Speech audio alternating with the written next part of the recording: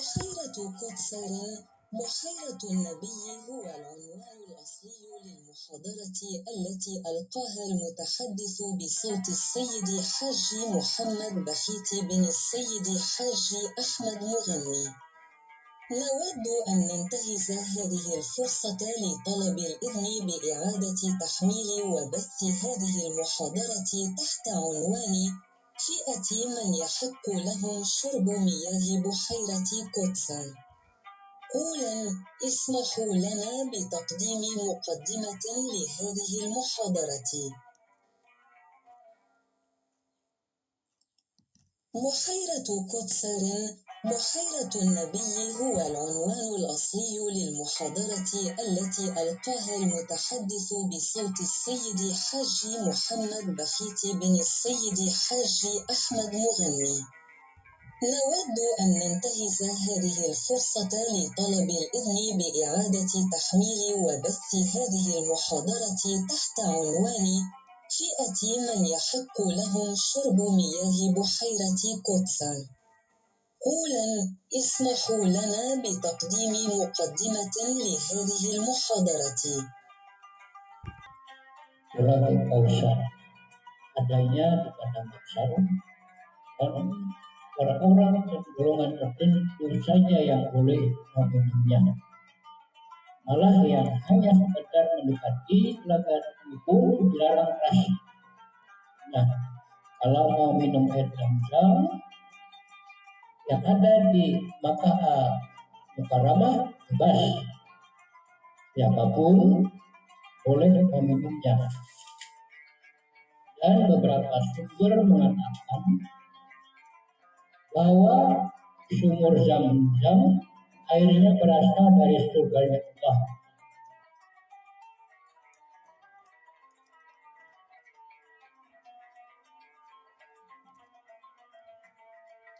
Subhanahu wa ta'ala. Tiap orang atau golongan yang mendapat ikut menuju Telaga Kausar sudah seleksi.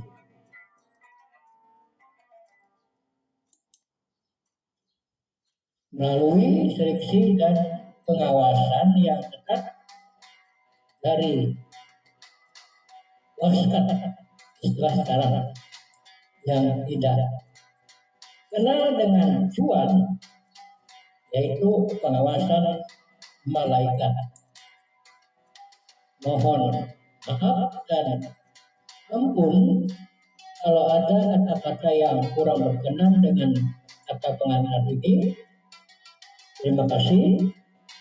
Assalamualaikum warahmatullahi wabarakatuh.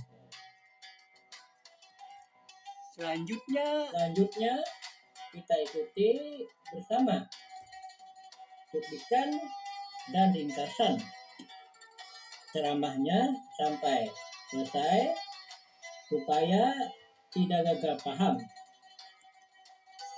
Paling tidak sedikit ada tambahan ilmu tentang milik dan kekuasaan Allah Subhanahu wa ta'ala di dunia dan di akhirat.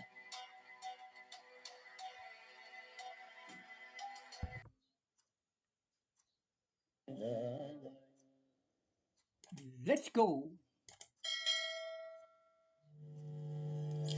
Dan di sekitar Telaga Kausar itu ada 70.000 malaikat yang di tangannya ada tungkat dari neraka yang khusus untuk menghalau orang-orang yang tidak berhak minum air telaga tersebut. Nah, golongan siapa yang tidak dibolehkan mendekat Telaga Kausar itu? Pertama, al-kuffar, orang-orang kafir. Orang-orang yang ingkar kepada Allah dan Rasul. Orang-orang kafir jelas mereka dilarang mendekat kepada Telaga Kausar. Yang kedua, al-murtaddun, orang-orang yang dulunya Islam namun pada akhirnya dia keluar dari Islam dan mati dalam keadaan demikian, murtadun. Nah, mereka ini pun dilarang mendekat Telaga Kautsar. Yang ketiga, ahlul bid'ah, orang-orang ahli bid'ah. Ahli bid'ah ini adalah orang-orang yang memasukkan sesuatu yang bukan agama ke dalam agama, yang tidak diridhai oleh Allah Subhanahu wa Ta'ala.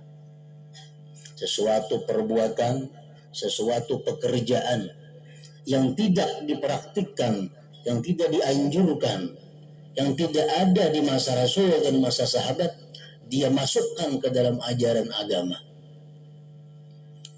Istilah kasarnya ma'ada-ada agama. Sesuatu yang bukan bagian agama dikatakannya bagian agama.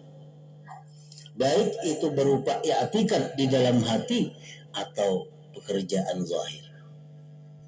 Nah, orang-orang yang semacam ini dilarang mendekat Telaga Kautsar di padang mahsyar itu.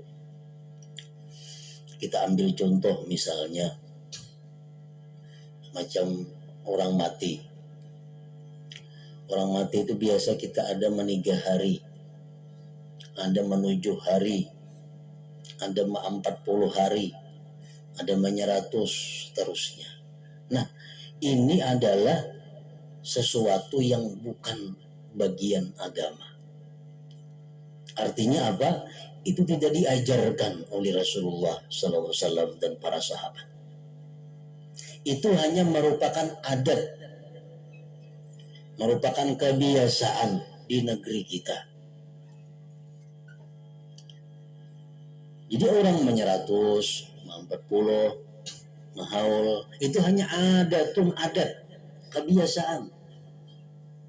Jangan dikatakan itu bagian agama. Nah, sesuatu yang sifatnya adat, apabila di dalamnya mengandung nilai-nilai ibadah, maka itu menjadi pahala.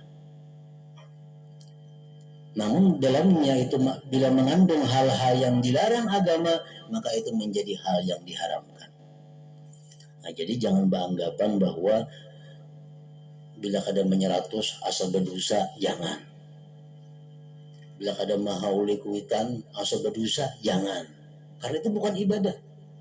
Itu hanya adat. Tergantung apa isinya adat itu. Kalau isinya kebaikan jadi kebaikan, isinya kejahatan jadi kejahatan. Tidak ada hadis yang menyuruh kita 140 hari atau para perkataan para sahabat.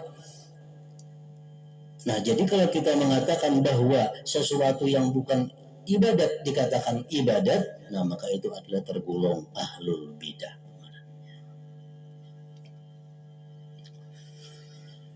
Yang keempat, al-mubghidun 'ala Nabi sallallahu alaihi wasallam. Orang-orang yang membenci keluarga Rasulullah sallallahu alaihi wasallam. Orang-orang yang marah, kada senang dengan keluarga Rasulullah, dengan zuriat Rasulullah. Rasulullah SAW bersabda, syafaati mubahatun illa liman la yubghiduna wa la yahsuduna ahadun illa zida anil haud yaumal qiyamah bisiyatin min nar. Tidaklah membenci akan kami, ujar Rasulullah, dan tidaklah dengki kepada kami keluarga oleh seseorang, melainkan dia akan dihalau, dijauhkan daripada telaga pada hari kiamat dengan tungkat-tungkat dari neraka. Orang-orang yang matinya dalam keadaan hatinya benci kepada keluarga Rasul, maka dia tidak akan dapat tempat di Telaga Kautsar untuk meminum airnya. Yang kelima, as-sabbuna ashaban Nabi sallallahu alaihi wasallam. Orang-orang yang mencaci maki sahabat Rasulullah. Dia kada senang dengan sahabat Nabi. Dia marah kepada sahabat Nabi. Rasulullah SAW bersabda, syafaati mubahatun illa liman sabba ashabi. Ujar Nabi kita, syafaatku itu bebas. Syafaat itu siapapun bisa dapat, kecuali orang-orang yang mencaci maki, mencela sahabat-sahabatku. Nah, jadi orang-orang yang matinya dalam keadaan tidak senang kepada salah seorang sahabat Rasulullah SAW, maka dia akan ditegah untuk mendekat telaga tersebut. Jadi kalau kita berjumpa atau semajelis, sekedudukan dengan orang yang mencaci maki sahabat Nabi, kalau kita diam di tempat itu mendengari, kita akan masuk dalam golongan itu. Hendaknya kita meninggalkan tempat tersebut. Atau ada tempat atau ada majelis di mana orang mencaci maki atau mencela keluarga Rasulullah SAW. Kita duduk di tempat itu tidak meninggalkan, kita tergolong orang-orang yang mencaci maki keluarga Rasul Sallallahu Alaihi Wasallam. Yang keenam, az-zalimun, orang-orang yang zalim. Pemerintah yang zalim kepada rakyatnya, pejabat-pejabat yang zalim kepada rakyatnya,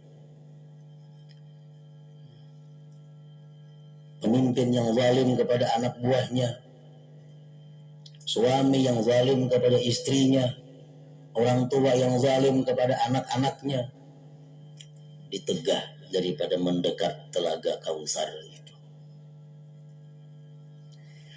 Yang ketujuh, al-mu'linun bil kabair, orang yang terang-terangan melakukan dosa besar.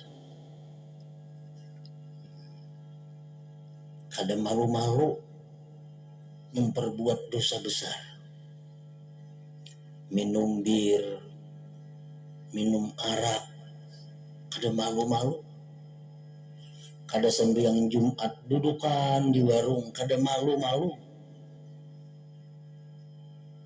Lalakian bebungil kayak bini-bini, termasuk dosa yang besar. Ibnu Hajar Al-Haytami mengatakan demikian. Orang yang bertato, wah, arai menampakkan tatunya. Al-mu'limun bil kabair, itu orang-orang yang menampakkan dengan dosa besar. Kalau dia tidak tobat dari yang demikian sampai dia mati, maka dia ditegah mendekat telaga Kautsar itu. Yang kedelapan, al-mustakhifun bil ma'asi, orang-orang yang meremehkan maksiat.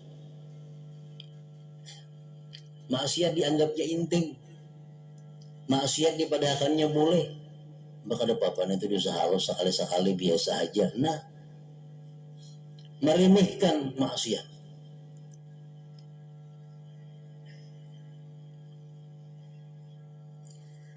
Yang kesembilan, al-mu'inuna 'ala zalimin, orang-orang yang mendukung atas orang-orang yang zalim. Kita mendukung orang-orang yang zalim, siapapun itu orang. Kelompok-kelompok yang sudah kita ketahui dengan jelas kezalimannya, kita dukung, termasuk dalam golongan itu, terdinding, tertegah daripada telaga Kautsar.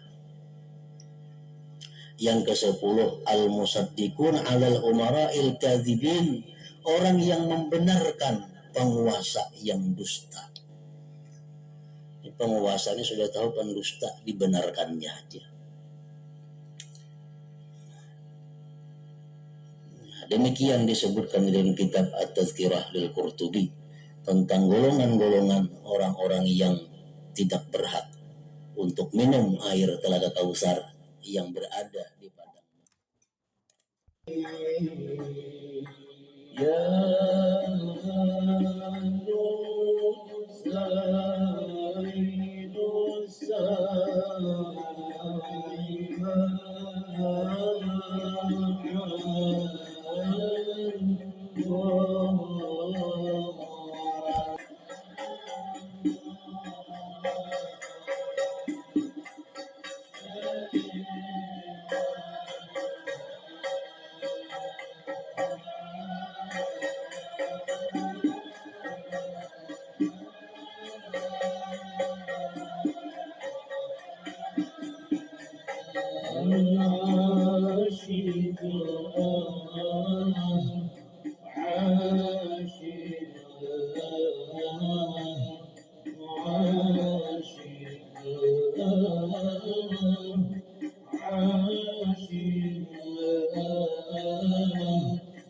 Cukup